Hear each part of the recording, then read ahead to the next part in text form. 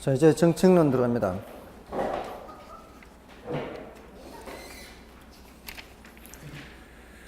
혹시 촬영 잡으면 카메라 감독님 촬영하면 이 글씨가 다 잘 보이나요? 다 잘 보입니까? 제가 글씨 못 쓴 것도 이렇게 약간 보정도 가능한가요? 보정해서 잘 보일 수 있게. 지금 동영상 듣는 분들은 이거를 다 미리 이 영상을 이렇게 스톱해서, 영상 스톱하면 이게 흐려지지 않나요 혹시? 쓸 수 있어요. 스톱. 아니요, 잘 보여요. 이거를 왜냐면은 이게 스톱해서 이게 흐릿하면은 이게 다 못 받아 적을 수 있을 것 같아서. 아니, 찐해요. 괜찮습니다. 화면이 움직이지만 않아요. 카메라가 그러면 이거를 한 컷에 다 못 들어가면 한 컷에 다 들어가나요? 한 컷에 다 안 들어가면은 나누어서 두 카트로 나눠서 들어가나요? 네, 그럼 그렇게 해가지고 잠깐 이렇게 멈추고 잠깐 멈추면은 이제 다 받아 적을 수 있겠네요. 그렇게 해서 다 적고 해야 되니까. 여기 지금 요거는 풀 필요 없는 걸 말하는 거예요. 요건 풀 필요가 없어요. 그러니까 요건 풀지 마시고. 요거는 7번에 1번 지문은 아예 삭제하는 거고요. 167지 6번과 8번 해설은 아예 삭제하세요. 보지 마시고요. 이게 수업할 때 이게 해설을 해 드릴 거니까, 이거는 지금 틀렸어요. 요거는 뭘 말하는가 하면은 지분 수익률과 지분 배당률 요거 얘기하는 건데요. 지분 수익률과 지분 배당률이 같은 개념이라고 그랬어요? 다른 개념이라고 그랬어요? 같은 개념이라고 그랬어요? 다른 개념이라고 그랬어요? 같은 개념이라고 그랬어요? 그러면은 저한테 수업을 듣든 안 듣든 관계없어요. 다른 거예요, 다른 거. 다른 거예요. 이 지분 배당률은 저기도 나와요. 지지저저에도 나와요, 지지저저. 지지저저 할 때 절대로 지분 수익률 안 씁니다. 만약에 이게 지지저저 할 때 지분 배당률과 지분 수익률이 같으면은 지분 수익률 쓰든 지분 배당률 쓰든 아무 관계 없죠. 절대로 지분 수익률 쓰지 않습니다. 왜냐하면 얘는 어림셈에 나오는 지분 배당률이에요. 그 어림셈법의 수익률법, 승수법 할 때 거기에 나오는 거예요. 이거는 정확한 수익률을 계산하는 거예요. 근데 많은 교재들이 이걸 지금 구분을 못하고 있어요. EBS 교재들이 구분 못해요. 이거 지금까지 한 번도 지분 수익률과 지분 배당률을 구분하는 문제가 출제가 안 됐기 때문에 다행이지, 만약에 이거 지분 수익률과 지분 배당률을 구분하는 문제 출제되는 순간 시중에 그 교재들 다 그냥 난리 나는 겁니다. 그 교재가, 이거는 대학 교재가 잘못된 거 아니에요. 시중 교재가 잘못된 거예요. 대학 교재는 전혀 하자가 없어요. 옮겨 쓰는 강사들이 잘못 옮겨 쓰는 거예요. 지금 이 교재가 오류가 이런 이제 경제학적인 부분이 아니라 이거는 옮겨 쓰는 사람이 지분 수익률과 지분 배당률에 대한 것을 지금 오해하고 있는 거예요. 자, 그래서 그거 출제되면 이제 곡소리 나는 거예요. 그렇게 곡소리 나는 게 이제 상당히 많은 거죠. 자, 아무튼, 자, 그렇게 하고요. 자, 이제 정책론 들어갑니다. 정책론 들어가서는 126쪽, 이거 안 풀어도 됩니다. 중요도가 낮으니까. 삭제해도 관계없고요. 127쪽에 4번 문제. 그나마, 지가고 하는 거 있죠. 지가고. 이게 10년에 한 번 출제된 문제입니다. 그나마 요 정도만 풀어보시면 되는 거예요. 근데 요것도 그 옳은 것은 하고 있죠. 옳은 것은 하는데, 그 틀린 지문들을 바로 잡는 방법으로 이런 문제들이 있구나, 이렇게 생각하시면 되겠습니다. 지가고가 직주분리를 초래한다든가, 또는 높은 택지 가격은 고층화를 이야기한다거나, 택지 구입에 많은 비용이 소모되니까 주택의 질적 수준이 저하되고, 건축물의 질적 수준이 저하되고요. 그 다음에 지가고는 토지 이용을 질서 정연하게 하는 게 아니라 무질서하게 스프롤 현상을 나타나게 할 수 있고요. 지가고가 택지 취득을 어렵게 할 수 있고요. 이 정도면 됐습니다. 넘어가십시오. 그 다음에 자, 6번 문제, 이것도 삭제해도 관계없습니다. 보지 마십시오. 자, 이제 5번 문제만 좀 보겠습니다. 자, 5번 문제에 틀린 것을 찾는 거죠. 1번에 가처분 소득의 증가. 가처분 소득 말씀드린 적 있죠? 소득에서 뭘 뺀 거죠? 세금 뺀 거죠. 소득에서 세금 뺀 거죠. 이게 증가는 주택의 구매 능력을 향상시킨다. 맞죠? 그 다음에 저당 대출 기간이 장기일수록 그리고 저당 이자율이 낮을수록 차입금의 상환 부담이 작을수록 주택의 구매 능력은 상승한다. 맞죠? 그 다음에 연소득 대비 원리금 상환액의 비율자 DTI입니다. DTI를 상향 조정하겠다는 얘기는 대출을 많이 해주겠다는 얘기요, 그렇지 않겠다는 얘기요? 해주겠다는 얘기죠. 그래서 주택금 능력의 증대를 초래한다. 맞죠? 그 다음에 담보가치 인정밀자, 이것도 마찬가지예요. LTV도 상승함에 따라 주택 대출 규모가 확대되는 거죠. 그래서 맞고요. 그 다음에 연간 소득 대비 주택가격 비율 PIR이죠. 자, 이 PIR 이거는 매스컴에 자주 나옵니다. 왜 우리 이게 집 살 때 그 신혼부부가 집 사려면 몇 년 걸린다 이런 말 하죠. 그게 바로 요거 발표하는 거예요. PIR 발표하는 PIR. 그래서 여기에 클수록 주택 구입에 따른 부담은 커지는 거죠. 자, 슈바베 지수 들어보셨나요? 슈바베 지수라든가 PIR 이런 것들은 요거는 이제 엥겔 지수하고 유사해서요. 생계비분의 주거비가 되죠. PIR은 연소득분의 주택가격입니다. 이 값이 클수록 능력은 낮다 이렇게 보시면 돼요. 맞죠? 이 값이 클수록 능력은 낮습니다. 집 사는데 시간이 그만큼 많이 걸린다는 얘기잖아요. 그만큼 소득이 적다라는 뜻이 될 수 있는 거예요. 자, 됐고요. 다음에 이제 7번부터가 이제 본론에 해당합니다. 자, 정부의 부동산 시장 개입에 대한 거죠. 맞나요? 정부의 시장 개입은 크게 두 가지로 나눕니다.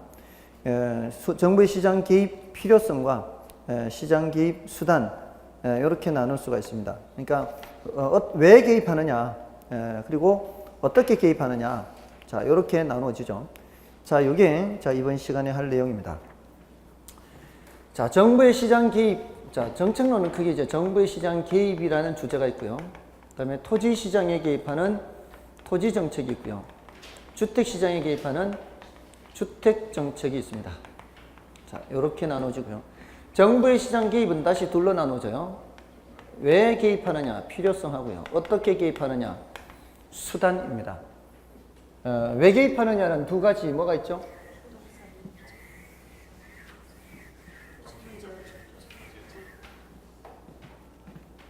하나는 정치적 기능, 하나는 경제적 기능 이렇게 구분하죠. 그리고 시장 실패를 수정하기 위해서 이렇게도 표현하고요. 사회적 목표를 달성하기 위해서 이렇게도 하죠. 여기 이제 두 가지 이유입니다. 시장 실패를 수정하기 위해서 사회적 목표를 달성하기 위해서 시장이 뭔가를 제대로 못하고 있다는 얘기죠. 이거는 시장이 뭘 못하는 거예요?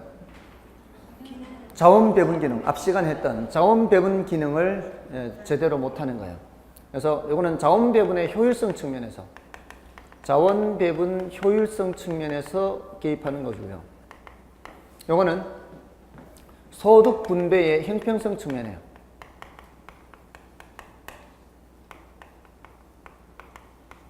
요거는 이제 경제적 기능을 수행한다 이렇게 하고요. 요거는 이제 정치적 기능을 수행한다 또는 정책적 기능을 수행한다 이렇게 얘기를 합니다. 자, 이게 사회적 목표라는 게 굉장히 추상적이죠. 추상적이서 이게 소득 분배 형평성을 주로 이렇게 얘기했어요. 주로 소득 분배의 형평성 측면인데 경우에 따라 효율성을 얘기할 때도 있어요. 오해하지 마세요. 경우에 따라 효율성을 얘기하기도 하기 때문에 오해하지 마세요. 요거는 분명히 효율성 측면인데 요거는 주로 형평성 측면이고 경우에 따라 효율성도 언급할 수도 있습니다. 자, 이게 시장 실패가 워낙 중요하기 때문에 얘는 따로 더 얘기해야 되죠. 시장 실패에 대해서는 따로 더 얘기를 해야 돼요. 나머지는 끝나는 거고요. 그 다음에 정부의 개입 수단, 어떻게 개입하느냐 하는 거죠. 자, 여기는 직접 개입이 있고 간접 개입이 있고 토지 이용 규제가 있죠. 자, 여기 직접 개입은 정부가 수요 공급자 역할을 하거나 또는 임대료 규제, 분양가 규제도 직접 개입에 해당한다 그랬죠? 임대료 규제, 분양가 규제도 직접 개입에 해당합니다. 시장에 개입한다는 것은 여기에 개입하는 거, 여기 시장 그린 거라 그랬죠? 이렇게 개입하면 수량 통제, 수요 공급자 역할을 하는 직접 개입이라고 보시면 되고요. 이쪽으로 개입하는 것은 가격 통제, 임대료 규제, 분양가 규제가 여기에 개입하는 겁니다. 다 직접 개입이에요. 다음에 여기 간접 개입은 기본적으로 수요 공급은 민간에게 맡기고 정부는 각종 지원이나 보조 또는 부담금을 부과하거나 조세를 부과하거나 이런 것들입니다. 토지이용 규제의 대표적인 게 지역지구제죠. 그 외에 각종 건축 규제, 계획 규제가 있습니다. 지역지구제는 토지정책의 대표적이기도 합니다. 그래서 토지정책으로 넘어가기도 합니다. 자, 다음에 시장 실패는 워낙 중요하니까. 자, 시장 실패는 그 뜻은 시장이 자원을 효율적으로 배분하지 못하는 거고, 원인에는 외, 공, 불, 비 이렇게 얘기하죠. 자, 외, 공, 불, 비 이렇게 하면서 외는 외부 효과, 공은 공공재, 불은 불안전 시장, 비는 비대칭 정보, 그리고 규모의 경제를 간접적으로 얘기하기도 합니다. 규모의 경제가 나타나면 이게 자연 독점이 나타나요. 그래서 규모의 경제는 직접적으로 시장 실패 원인이 아니라 규모의 경제가 나타나면 자연 독점이 되기 때문에 간접적으로 불안전 시장으로 연결돼서 독점 과정 있죠. 그래서 간접적으로 시장 실패와 관련이 된다 이렇게 말할 수 있어요. 그리고 비대칭 정보를 불안전 정보라고 할 수 있죠. 불안전 정보. 외공불비 됐나요? 네. 이런 현상이 나타나면 자원 배분이 효율적, 비효율적, 비효율적이죠. 외부 효과는 정의 외부도 있고 부의 외부도 있죠. 네. 정의 외부도 비효율이고 부의 외부도 비효율입니다. 정의 외부는 적정한 양보다 적게 생산되어서 비효율이고요. 부의 외부는 적정한 양보다 많이 생산되어서 비효율. 나머지 전부 다 적정한 양보다 적게 생산돼서 비효율입니다. 자, 이런 시장 실패가 발생하니까 정부가 개입하는 거죠.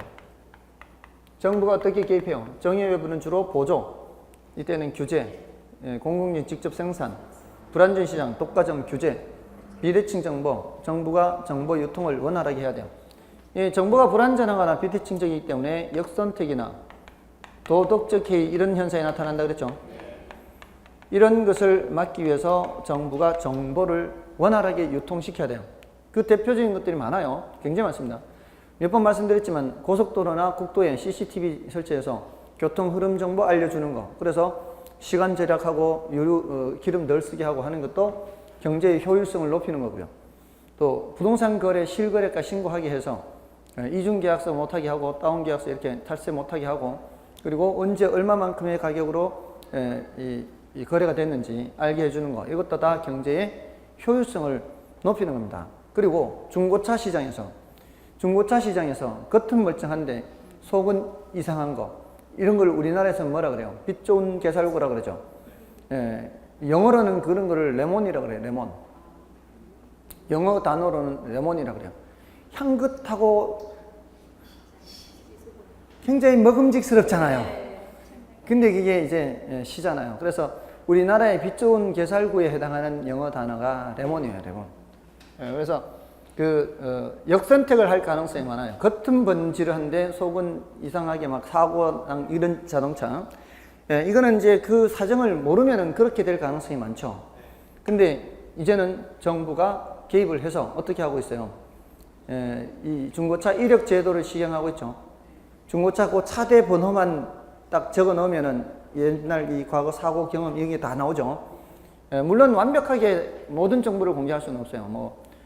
이 주행거리도 위조하고 막 하니까 이게 기술적으로 그런 거는 알 수 없지만 사고 난 것은 다 드러나게 돼 있어요. 다 대부분은 사고 나면 처리를 하니까. 자, 그래서 그런 것들도 정보 유통을 원활하게 하는 거예요. 그래서 경제의 효율성을 높이는 겁니다. 자, 그런데 정부가 개입한다고 해서 반드시 효율성이 개선된다는 보장은 없죠. 정부 실패가 발생할 수 있다는 걸 늘 염두에 둬야 되고요. 여기까지가 한 단락 되는 거고, 외부 효과는 워낙 중요하니까 또 외부 효과에 대해서 또 하죠. 외부 효과에서 더 하잖아요. 외부 효과는 다시 정의 외부, 부의 외부 이렇게 나누죠. 그러니까 지금 이런 정리가 이렇게 돼 있어야 된단 말이에요. 어떻게 개입하느냐, 왜 개입하느냐. 왜 개입하느냐에서는 시장 실패가 워낙 중요하니까 시장 실패 원인과 그 정부에 개입하는 거. 그다음에 그 중에서도 외부 효과는 더 중요하니까 정의 외부, 부의 외부 이렇게 나눠야죠. 외부 효과 해서 정의 외부, 부의 외부.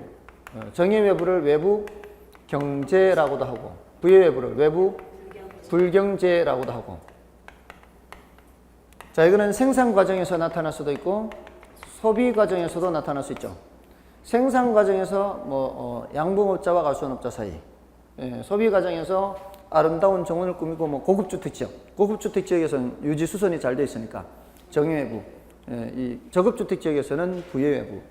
자, 생산 과정에서 시멘트 공장, 부의 외부, 쓰레기 투기 같은 거, 방금 말한 그 저급 주택 지역, 부의 외부. 그리고 이런 거는 시장에 맡겨놓으면 적정한 양만큼 생산이 되지 않죠. 과소 생산되고, 이거는 과다 생산되고. 그 이유가 여기서는 편익 측면을 얘기하는 게 더 편해요. 정의 외부는 사회적 편익이 더 커요, 사적 편익이 더 커요. 사회적 편익이 더 크죠. 그래서 비용은 개인만 지불하는데 편익은 여러 사람이 다 하니까 이걸 나서서 안 한다는 얘기죠. 이때는 사회적 비용과 사적 비용 뭐가 더 커요? 사회적 비용이 더 크죠. 그래서 사회적 비용이 더 큰데 개인이 그 부담을 하지 않으니까 막 생산해버리는 거죠. 그래서 이때는 보조, 이때는 규제 이렇게 할 필요가 있고, 이때는 핀피 현상이 나타나고요. Please in my front yard. 내 앞뜰에 와주세요. 이때는 NIMBY, not in my backyard. 내 집 뒷뜰에는 안 된다. 이런 현상이 나타납니다. 자, 그 다음에 이제 구체적으로 생태공원이 조성되면은 인근 주택시장에서는 수요곡선이 우측으로 이동하고, 시멘트 공장이 건설되면은 수요곡선이 좌측으로 이동하고. 자, 근데 시멘트 공장이 건설됐을 때 인근 주택시장에 공급 곡선은 어떠할까요?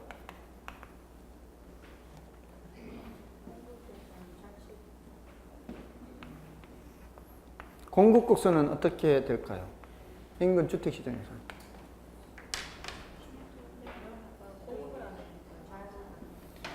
자, 공급 곡선은 일단 공급 결정 요인을 알아야 돼요.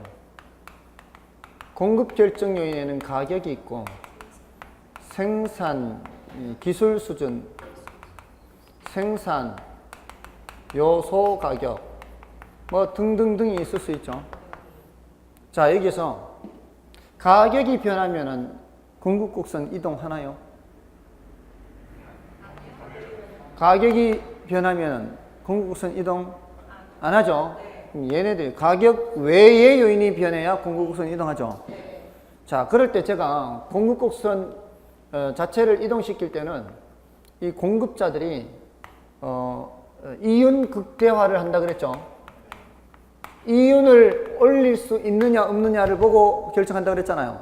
다 이윤 극대화 과정에서 이런 행동들을 해요. 가격이 올라가면은 원가는 일정한데 가격이 올라가면 이윤이 커지죠. 그러면은 공급량 증가시키죠.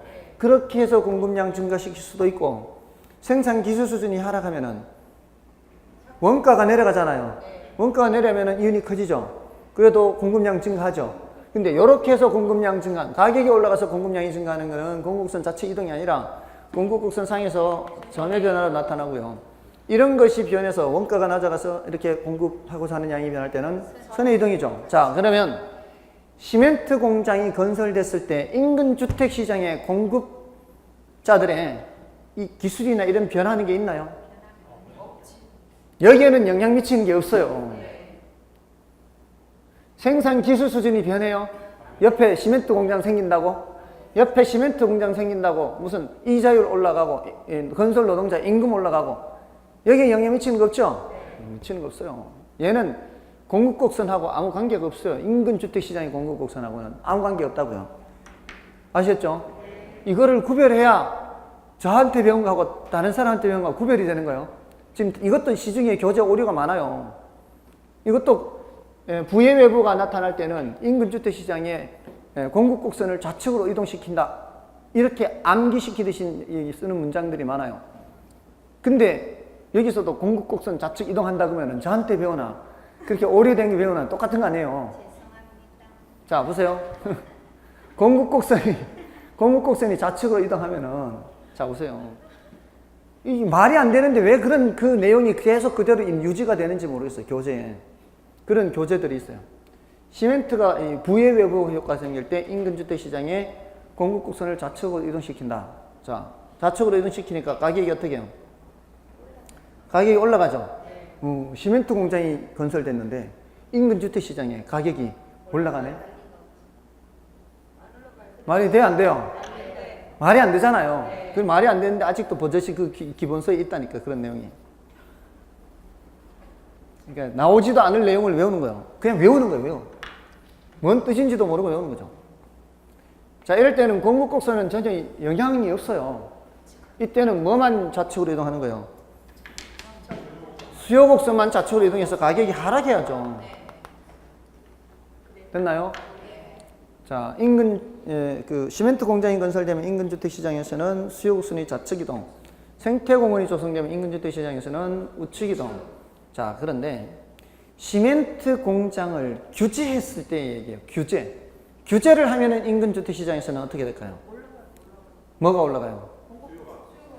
수요가 증가해요. 수요가 살기 좋아지잖아요. 인근 주택 시장을 시멘트 시장을 규제를 하면은 자, 그때는 인근 주택 시장이냐 시멘트 시장이냐 이걸 구분해서 생각해야 돼요. 인근 주택 시장에서는 살기가 좋아지니까 수요가 증가하죠. 그래서 가격이 올라가요. 근데 시멘트 공장은 어떻게 되겠어요? 시멘트 시장은 시멘트 공장이 규제되니까 공급이 감소한다고. 공급 감소. 그러니까 공급이 감소하니까 시멘트 가격이 올라가게 되고요. 시멘트 가격이 올라가면은 전체적인 주택 건축 시장에서는 공급이 감소하게 돼요. 자재 가격이 올라가니까. 아시겠죠? 시멘트 공장 규제할 때는 또는 목재 공장, 이 건축 자재 가격을, 자재 공장 이런 거를 기업을 규제할 때는 영향을 여러 가지로 나눠서 살펴봐야 된다고요. 그렇죠? 근데 우리 시험에서는 지금까지 그렇게 어렵게 나온 게 아니라 그냥 단지 시멘트, 예를 들어 부의 외부 효과를 발생시키는 기업을 규제하면 이 인근 주택 시장의 부동산 가치가 올라갈 수 있다. 올라갈 수 있죠. 규제를 하니까 부의 외부 효과를 발생시키는 공장을 규제를 하면 그죠? 그러면서 규제받는 그 시장의 공급은 감소한다. 규제받는 시장은 공급이 감소. 이 정도는 나왔단 말이에요. 아시죠? 자, 그 정도면은 여기서는 틀릴 만한 게 없어요. 어렵지 않아요. 이게 다니까. 자, 이제 문제를 좀 보겠습니다. 자, 7번을 보시면 돼요. 7번. 정부의 부동산 시장 개입에 대한 설명 중 틀린 것은 1번 시장 실패를 보완하고 자원 배분의 효율성을 높이기 위해 개입할 수 있다. 효율성 측면에서 맞죠? 그 다음에 소득 재분배, 주거복지 증진 등 사회적 목표, 이게 다 형평성 측면이죠. 달성하기 위해 개입할 수 있고요. 그 다음에 부의 외부 효과가 발생하는 경우 세금 부과나 규제 등을 통해 자원 배분의 비효율성을 감소시킬 수 있다. 맞죠? 자원 배분의 비효율성을 감소시킨단 말이 효율성을 높인다는 얘기죠. 그 다음에 공원 등과 같은 공공재의 경우 과소 생산의 문제가 발생될 수 있기 때문에 개입할 수가 있고요. 그 다음에 중산층 이상의 주택주에 부응하기 위해 최저 주거 기준을 설정하여 운영할 수 있다. 중산층 이상이 아니라 저소득층이죠. 저소득층. 최저 주거 기준은 저소득층입니다. 이런 것들은 주택법에 있죠. 자, 됐고요. 그 8번의 경우에는 자, 8번의 5번 지문이 뭐예요? 8번의 5번 지문. 정부가 개입하지 않은 상황에서 시장 실패 문제를 해결할 수는 없다. 이게 뭔 소리일까요? 자, 여기에서 이제 한마디 말씀 안 드렸어요. 이게 마지막을 말씀을 안 드렸네. 자, 이게 마지막. 계속 새끼치고 온 거 여기까지. 지금 필요성에서 더 등장했죠. 왜 개입하느냐에서 시장 실패가 중요하기 때문에 시장 실패를 더 끌어왔죠. 자, 시장 실패 중에서도 외부 효과가 더 중요해서 끌어왔죠. 외부 효과에 대한 해결책으로 이게 정부가 반드시 개입해야 되는 것이 아니라 시장 자율 조절 기능에 의한 방법도 있다는 겁니다. 시장 자율 조절 기능에 의한 방법 중에 정부가 전혀 개입하지 않아도 양봉업자와 과수원업자 사이에 대가를 주고 받을 수 있죠.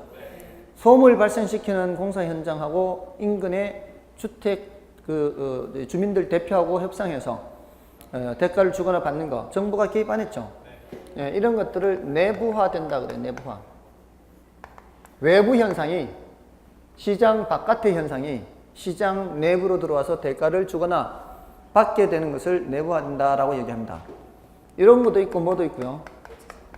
호주 정리도 있어요. 요거는 오염물질을 배출시키는 공장에 대해서 오염물질 배출권을 할당을 주죠. 오염물질을 배출시킬 수 있는 양을 할당을 줍니다. 그 공장한테도 양 할당 주고요. 이웃 주민들한테도 오염물질을 배출시킬 수 있는 양을 할당을 줍니다. 자, 그래서 공장이 갖고 있는 그 오염물질 배출권 권리를 다 써버리면 이웃 주민들한테 가서 이 권리를 사가지고 와야죠. 이게 바로 뭐요? 재산권이에요. 재산권. 무슨 재산권이요? 오염물질을 배출시킬 수 있는 권리. 그 재산권이요.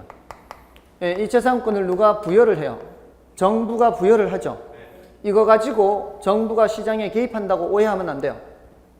일단 부여를 한 이후에는 이 재산권인 오염물질 배출권을 공장한테 팔지 안 팔지는 누구 마음이에요? 얘네들 마음이죠. 이거는 정부가 개입하는 게 아니다 이 말입니다. 우리가 갖고 있는 아파트를 팔지 안 팔지 누구 마음이에요?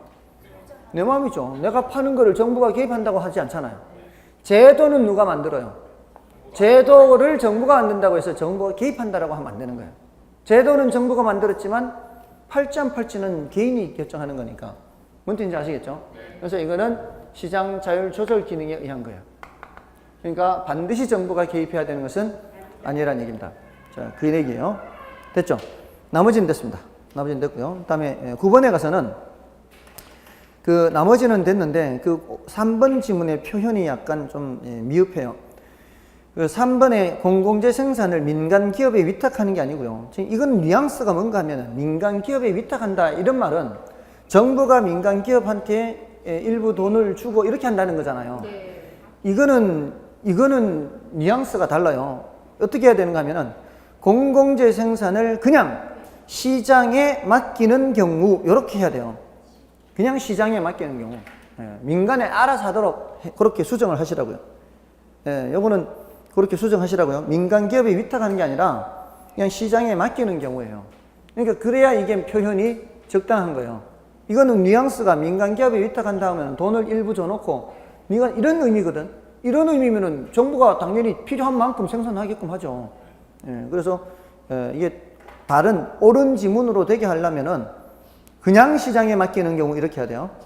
아셨죠? 자, 됐습니다. 넘어가시고요. 다음에 10번의 경우는 그 10번에 시장 실패로 볼 수 있는 것을 다음에서 고르면 하고 있는데 이거는 뭐 기억은 별로 중요한 건 아니고요. 흡연을 해서 뭐 이것도 외부 효과는 외부 효과죠. 다음에 니은의 과점 시장에서 기업들은 가격 판매 지역 등과 관련하여 담합하게 된다. 자, 이렇게 이거 시장 실패로 볼 수 있죠. 독점 과점. 다음에 도로, 가로등, 상하수도 등의 생산을죠. 생산물 아니고 생산을 등의 생산을 물이 아니고 생산을 시장에 맡기면 충분한 양의 공급이 이루어지지 않는다. 맞죠? 자, 근데 리을과 미음은 정부가 지나치게 개입해서 오히려 효율성을 떨어뜨리는 정부 실패를 말하는 거예요. 됐죠? 됐습니다. 나머지는 됐고요. 다음에 그 11번에 4번 지문에 보세요. 11번에 4번 지문. 다른 거는 이제 다 설명이 됐던 거고요.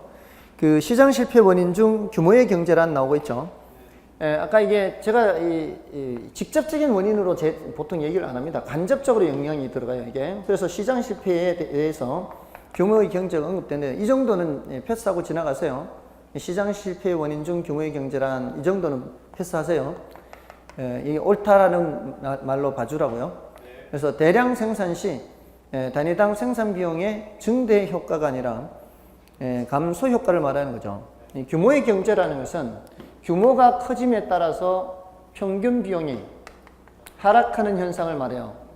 규모가 커지면서 평균 비용이 하락해요. 단가가 낮아진다 이 말이에요. 단가가 낮아지면 어떤 기업이 공격적으로 규모를 확 늘려버려요. 그래서 단가를 낮춰서 풀어보세요. 시장에다가. 그러면 다른 기업들 다 죽어버리죠. 그러니까 다 죽어버리니까 자연스럽게 뭐가 돼요?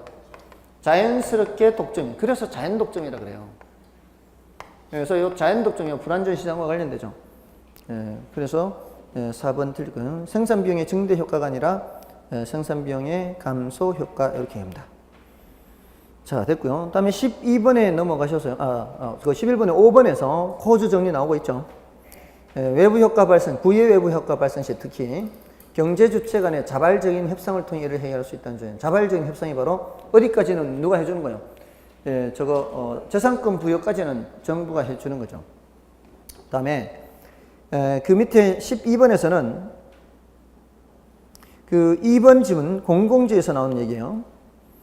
소비의 비경합성과 비배제성의 특성으로 인해 공공재는 사회적 적정량보다 과소 생산되지 않습니까? 그 중에서도 특히 공공재의 경우에는 비배제성 때문에 그렇습니다. 비배제성이 뭐예요? 요금을 내지 않아도 이용을 막을 수가 없는 거죠. 제가 지금 눈이 이상해요. 어떤 게 앞이고 어떤 게 이게 연식이 되다 보니까 이게 여기가 제대로 됐네요. 비배제성. 이게 이제 앞이 있고 뒤가 있어요. 비배제성 때문에 여기 이제 막을 방법이 없어요. 요금을 내지 않고 이용하는 걸 막을 방법이 없어서 얘 때문에 무임승차가 나타나요. 그래서 과소 생산되는 거고요. 비경합성은 뭐라 그랬죠? 다투지 않는 거라 그랬죠. 이미 등대, 공공재의 대표인 등대죠. 등대를 1000명이 보고 있든 10,000명이 보고 있든 추가로 더 본다고 해서 내가 못 보진 않잖아요. 근데 이런 사적 제한은 어떻습니까? 이거 찍은 양이 한정되어 있기 때문에 더 많은 사람이 보려고 할 때는 이걸 더 찍어내지 않는 한은 늦게 오는 사람은 이용을 못 하죠. 그런 이제 경합적이에요. 사적 제한은. 근데 이 비경합성은 어떤 성질이 있는가 하면은 얘가 더 중요해요. 얘가 이제 과소 생산되는 이게 더 중요한데 얘는 어떻게 한번 이제 지문으로 등장했는가 하면은 소비에서의 규모의 경제가 나타난다 그랬어요. 소비에서의 규모의 경제. 여기도 규모의 경제 나오죠. 여기는 생산에서의 규모의 경제예요. 생산량이 늘어날수록 평균 생산 단가가 낮아지긴 낮아지는데 여기서는 소비하는 사람이 많아질수록이에요. 자, 등대 생산 비용이 1억이에요. 등대 생산비가 1억인데 이걸 만약에 100명이 이용하면 어떻게 되겠어요? 1인당 생산 비용입니다. 이제 한 사람 등대 불빛을 보게 하기 위해서 100만 원이 발생하는 거예요. 1인당. 그래서 1억이에요. 등대를 소비하는 사람이 1000명이면 그러면은 10만 원이 되겠죠. 등대를 소비하는 사람이 10,000명이면 1인당 10,000원이 되겠죠. 등대를 소비하는 사람이 많아질수록 그 1인당 단가는 싸지는 겁니다. 그죠? 이걸 이제 소비에서의 규모의 경제라 그래요. 이거는 그 경제학적 의미가 굉장히 난이도가 높습니다. 이거는 여러분한테 말씀을 드리면 정신건강에 해로울 수도 있어요. 지금도 복잡해요. 그러니까 이게 소비에서의 규모의 경제 그럼 외우세요 그냥. 근데 그렇게 외우는 건 뭐 그렇게 중요한 건 아니죠. 똑같은 지문으로 그렇게 출제될 가능성이 많지는 않거든요.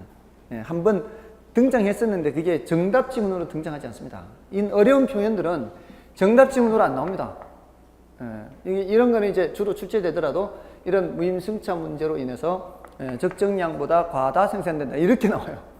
그러면 이제 쉽게 체크하면 되는 거죠. 자, 됐습니다. 나머지는 됐고요. 그 다음에 13번은 조심해야 되죠. 불량주택 문제는 시장 실패가 아니라는 겁니다.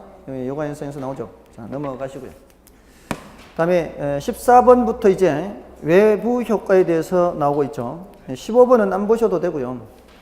14번과 똑같은데 한 군데만 틀리게 하는 거라 15번은 안 봐도 됩니다. 지금 그러면 이제 외부 효과가 14번, 16번, 17번, 18번 네 문제죠. 네 문제인데 지금 나머지 이제 공공제로 넘어가죠. 공공제로 넘어갑니다. 자, 그래서 그 네 문제 중에서 일단 14번을 먼저 보겠습니다. 자, 14번에 외부 효과에는 외부 경제, 외부 경제 있고요. 그 다음에 외부 효과는 생산 과정에서 발생하는 경우와 소비 과정에서 발생하는 경우 맞죠? 생산 과정에서 외부 불경제를 발생시키는 재화 뭐가 있죠? 시멘트 생각하는 시멘트. 외부 불경제 하면 시멘트 생각하고요. 이걸 시장에 맡길 경우 과다 생산이죠.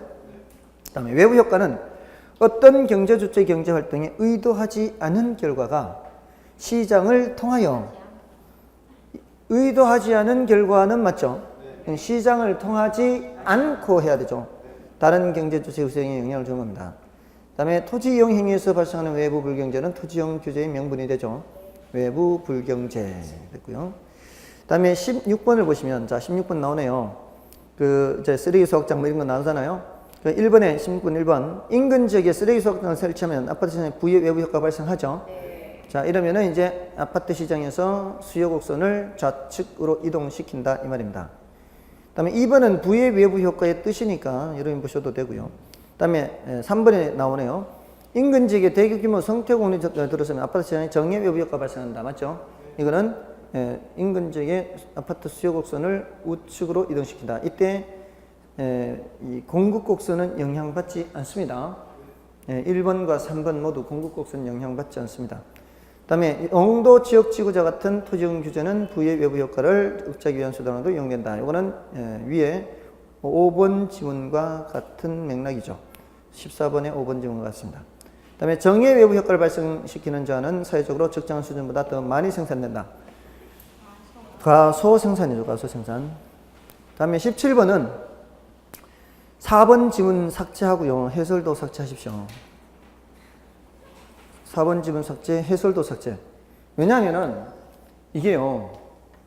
자, 어떤 교재는 그러더라고. 어떤 교재는 소비 측면에서 정예 외부, 생산 측면에서 정예 외부 뭐 이렇게 해가지고 소비 측면에서 정예 외부에서는 뭐 비용으로 편익으로 얘기하고 생산 측면에서 비용으로 얘기하고 반드시 그런 건 아니에요. 정예 외부든 부의 외부든 소비 측면에서든 생산 측면에서든 비용 측면에서도 얘기할 수 있고 편익 측면에서도 얘기할 수 있어요. 그러니까 편익 측면에서 얘기한다면은 사적 편익보다는 뭐가 더 큰 거고 사회적 편익이 더 큰 거고 비용 측면에서는 사적 비용이 더 크다라는 거죠. 비용 측면 사적 비용이 더 커요. 이게 이렇게 된다는 거죠. 사회적 비용보다. 그래서 그렇게 볼 필요 없고요. 4번 삭제, 적어도 삭제. 나머지 지문이 옳다는 것을 위주로 보시면 되죠. 자, 넘어가시고요. 다음에 자 18번에 이렇게 나온단 말이에요. 18번에 우리 시험이 이제 기출 문제지 않습니까? 기출 문제인데 자, 그 2번을 보십시오. 2번 지문. 18, 1번은 여러분 보셔도 되고 2번에 매연을 배출하는 석탄 공장에 대한 규제가 전혀 없다면 이러면 이제 쓰레기 소각장 생기거나 이런 거하고 똑같은 거잖아요. 그러면 그 주변 주민들에게 부의 외부 효과 발생시키죠. 그 다음에 3번은 여러분 보셔도 되고 4번을 보세요. 부의 외부 효과를 발생시키는 공장에 대해서 부담금을 부과하면 생산비가 증가하여 그 규제되는 그 공장에서 생산되는 제품의 공급이 감소한다. 이게 그 규제받는 시장에서는 공급 감소다 이 말이에요. 됐죠? 그 다음에 새로 조성된 공원이 쾌적성이라는 정의 외부 효과를 발생시키면 공원 주변 주택에 대한 수요 곡선이 좌측으로 하여 우측이죠. 그러니까 우리 시험에서는 이렇게 구체적으로 질문했거든요. 그냥 공원이 조성된다 또는 뭐 석탄 공장이 뭐 규제한다 이런 식으로 구체적으로 했지. 뭐 부의 외부 효과가 발생하면은 공급 곡선을 좌측으로 이동시키고 정의 외부 효과를 나타나면은 수요 곡선을 우측으로 이게 딱 공식처럼 되는 게 아니에요. 정예외부가 발생할 때도 동국곡선이 이동할 수도 있고 수요곡선이 이동할 반드시 공국곡선, 수요곡선 뭐 이게 정해진 게 아니거든요. 예를 들어서 양봉업자하고 과수원업자 사이에서 나타나는 외부 효과일 때 수요곡선이 이동할 근거가 뭐가 있어요? 맞잖아요.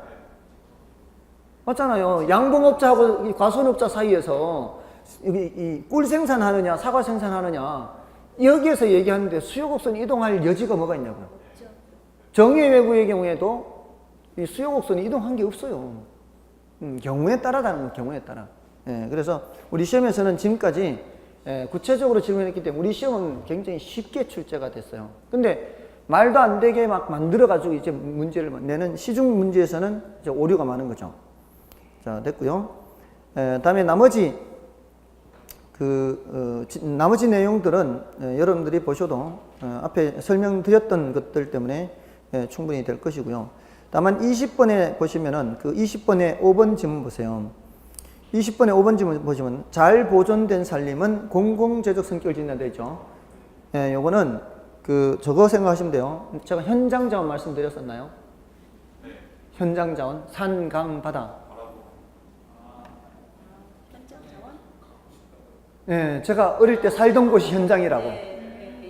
잘 보존된 현장 자원은 공공재적 성격을 지닌다. 이렇게. 지금 이게 잘 보존된 살림, 이게 그런 식으로, 그런 맥락으로 생각하시면 된다고요. 잘 보존된 현장 자원도 공공재적 성격을 지닌다. 이렇게. 됐나요? 네. 자, 됐고요. 그 다음에 29번은, 21번은 사적 편익보다 사회적 편익이 큰 경우에 이게 어떤 경우인가요?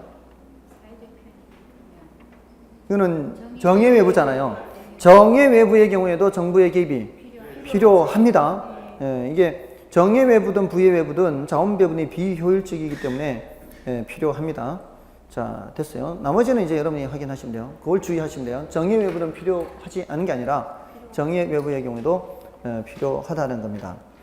자, 다음에 22번 같은 맥락이기 때문에 여러분이 보셔도 돼요. 다음에 23번은 안 푸셔도 됩니다. 23번 안 푸셔도 돼요. 다음에 24번은 이제 개입수단이죠. 개입수단. 개입수단 여기서부터는 좀 쉬고 할까요? 네.